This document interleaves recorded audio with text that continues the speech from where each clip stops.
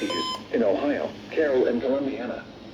The National Weather Service in Pittsburgh has issued a severe thunderstorm warning for southeastern Columbiana County and east central Ohio, central Carroll County and east central Ohio until 10 p.m.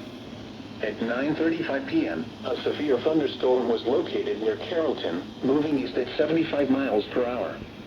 Hazard, quarter-size hail. Source, radar indicated.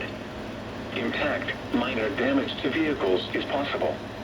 Locations impacted include East Liverpool, Carrollton, Calcutta, Augusta, Salineville, Delray, Rogers, Summitville, Mechanicstown, Negley, Beaver Creek State Park, Lock Off, Glenmore, Lake Tomahawk, and Atwood Lake.